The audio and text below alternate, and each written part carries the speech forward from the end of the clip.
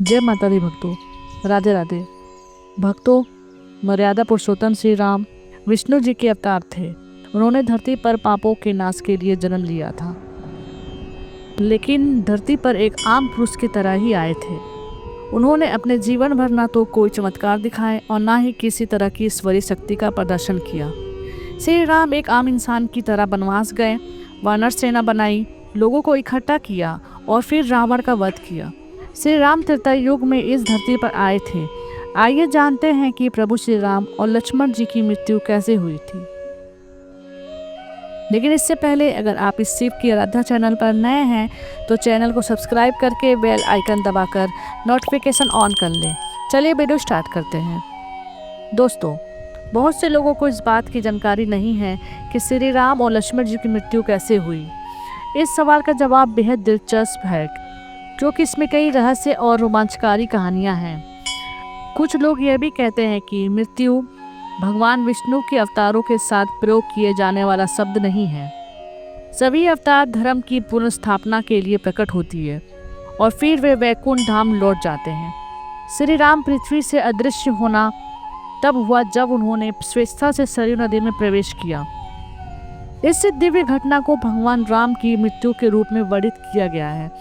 श्री राम के लुप्त होने की कथा का उल्लेखन कई हिंदू धर्म ग्रंथों में मिलता है।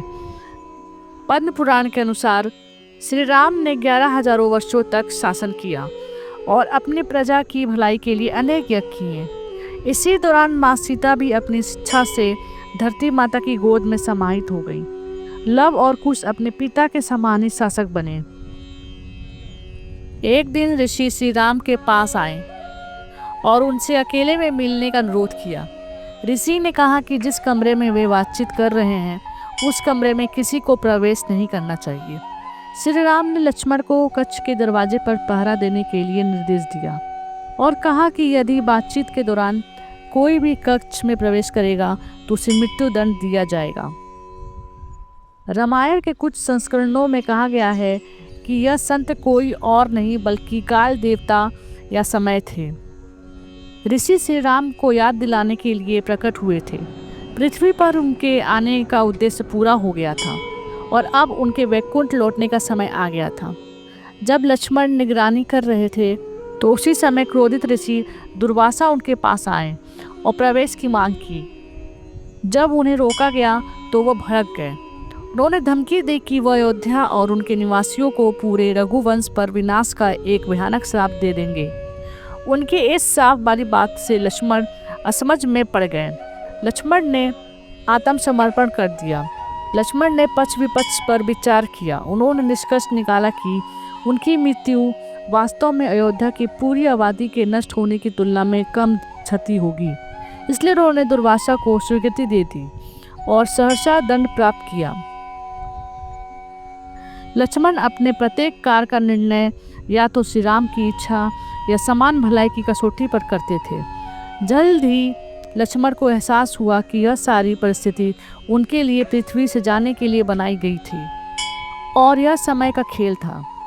वह काल के नाटक के लिए तुरंत सहमत हो गए। फिर वह सरयू नदी में चले गए और अनंत शेष का रूप धारण कर लिया। जब श्री राम को लक्ष्मण की मृत्यु के बारे में पता चला तो उन्होंने निर्णय लिया कि अब उनके अवतार को भी समाप्त करने का समय आ गया है। फिर उन्होंने अपनी जिम्मेदारियां अपने बेटों को सौंप दी और सभी को अलविदा कह दिया। भगवान राम सरयू नदी की गहराई में चले गए और गायब हो गए। जल्द ही उसी स्थान पर श्री हरि विष्णु अनंत शेष पर आराम करते हुए प्रकट हुए और अपने भक्तों को आशीर्वाद दिया। ऐसे ही रोचक जानकारी जानने के लिए हमारे चैनल शिव की आराधना को सब्सक्राइब करके बेल आइकन दबाकर नोटिफिकेशन ऑन कर ले। मिलते हैं आपसे अगले वीडियो में। तब तक आप अपना ख्याल रखें। आपका दिन मंगलमय हो। धन्यवाद।